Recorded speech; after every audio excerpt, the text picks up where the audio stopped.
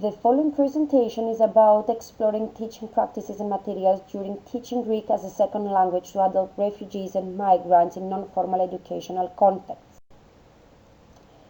Now, the first aim of the study is to investigate Greek language educators' teaching practices used in non-formal educational settings offering Greek language instruction to adult refugees and migrants, and secondly, to describe the teaching material language educators use to teach Greek to these populations.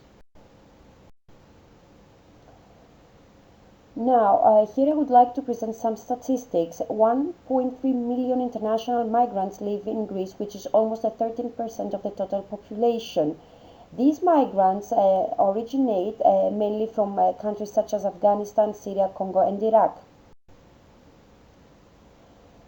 As regards refugee education in Greece after 2015, special language training programs have been implemented by ministries, local municipalities, universities, vocational training centers, and NGOs.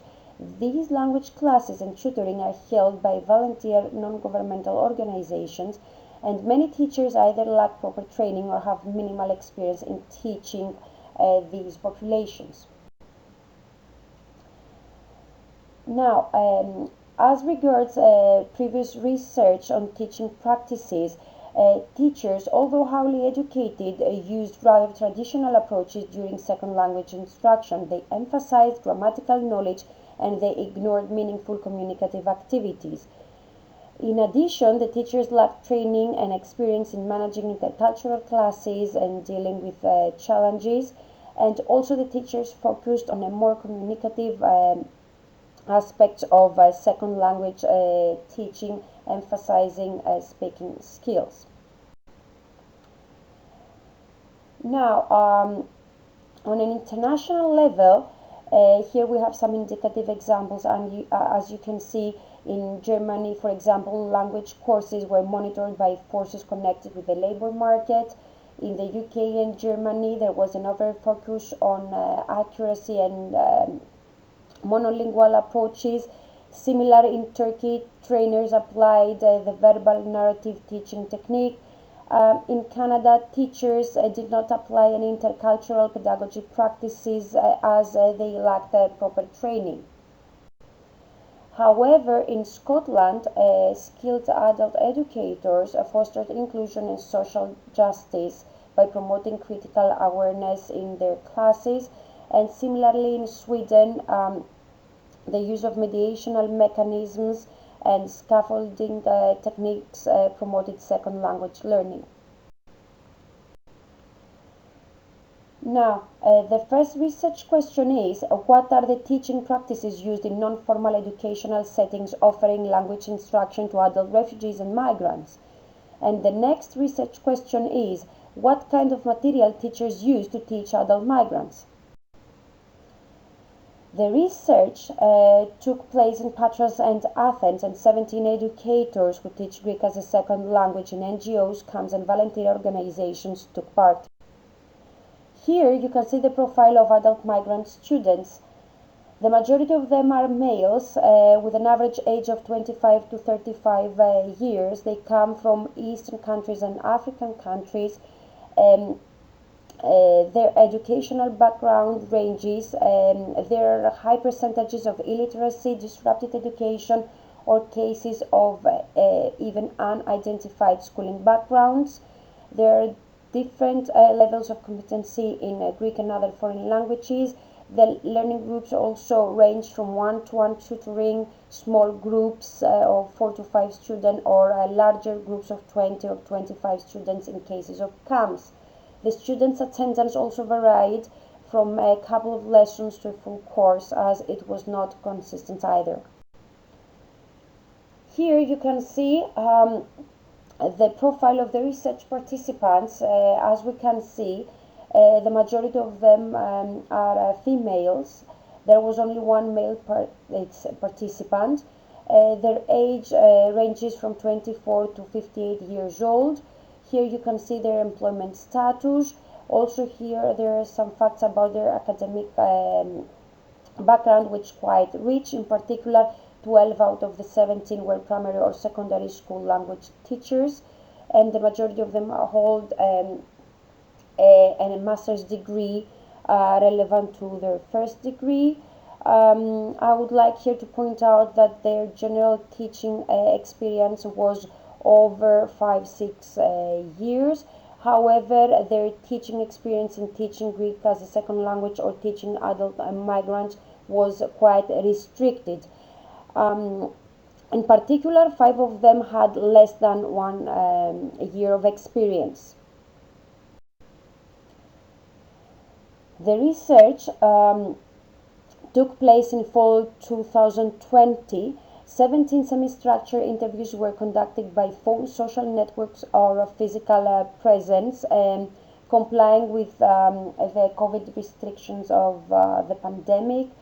An interview guide was used to conduct the interviews, which were private, anonymous. They were conducted in Greek. They lasted 30 to 50 minutes each. Now, moving on with the data analysis, there was a qualitative inductive thematic analysis method used in 6 stages as prescribed by Bryman. Here you can see some more details of the six stages, starting with phone recording the data and transcribe them, and in the final stage producing the report. I would like to mention here that the QDA software was used in order to produce the initial codes. Now, moving on with the research findings, I would like to start by mentioning that the majority of the teachers described using more teacher-centered approaches, such as teaching phonology skills, grammar rules, and vocabulary in isolation, also using translation and audio-lingual methods with lots of drilling and repetition. Furthermore, the great majority of the teachers described practices that consider real-life situations. Next, teachers used lots of paralinguistic and extralinguistic features to facilitate communication. Especially body language and gestures and mimicry were used to facilitate communication. Here you can have some examples also from the educators' own codes. Furthermore, some teachers occasionally apply differentiated teaching techniques and materials to suit their students' needs, and of course fight linguistic and cultural heterogeneity in their classrooms. Only a few teachers used experiential learning techniques such as role plays and games, and a few teachers promoted an intercultural approach. Now, the teachers did not follow a common pattern when it came to choosing a mediation language. In particular, a lot of teachers employed mainly English, while 3 of the teachers used Arabic. However, a lot of teachers thought that using English was a counterproductive method for teaching Greek as a second language, because only a few students could understand it or partially understand it. However, a few teachers mentioned using translanguaging practices by employing all students' linguistic repertoires. Finally, a lot of teachers used advanced students as interpreters in class. As regards teaching material, the instruction was based on books which were not proper to cover the students' needs. Therefore, many teachers adapted the materials to address their students' needs, and they also produced their own extra material for the same reasons. Some teachers used technological equipment when it was available, and also audiovisual materials such as posters, pictures, songs, and short videos seemed to be quite handy and attract the students' attention as well. Now, moving on with the discussion, I would like to point out that although teachers mentioned that they emphasize communicative skills, they actually described using traditional and teacher-centered methods such as translation, lecturing, and memorizing grammar rules, a fact that also correlates with previous literature. The teachers failed to prioritize the teaching of communicative skills, which were limited to role play activities. Only a few of them seemed to apply experiential learning and differentiated instruction, and a few of them acknowledged the importance of intercultural awareness. The majority seemed to be mostly preoccupied with teaching language skills. Using English language to teach Greek as a second language was quite controversial, as it was regarded counterproductive for students' own progress. Some teachers, however, took advantage of students' linguistic repertoires and applied translanguaging practices. And also gestures and body language helped a lot in order to convey meaning, especially with illiterate students or monolingual students. As regards teaching material, the majority of the books were considered either quite challenging or outdated for students' levels and needs. In particular, some of the books seemed to address highly educated Western audiences, some others seemed to have all content and practices. Despite being a time-consuming activity, the teachers adapted the material and they enriched it with their own supplementary material in order to meet students' needs, and also context-rich material proved to be a meaningful teaching tool as it provided many opportunities for language and repetition and maximizing students' potentials in language teaching.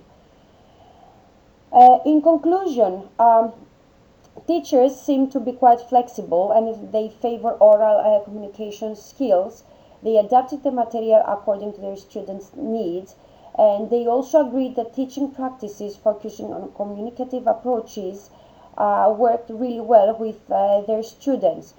However, many of them described using teacher-centered methods, and they highlighted that teaching grammar in more traditional ways, using drilling activities, was an important part of their instruction. This is the end of the presentation. Here you can see some references as well. I would be happy to answer any of your questions, and I would be happy also to read your comments.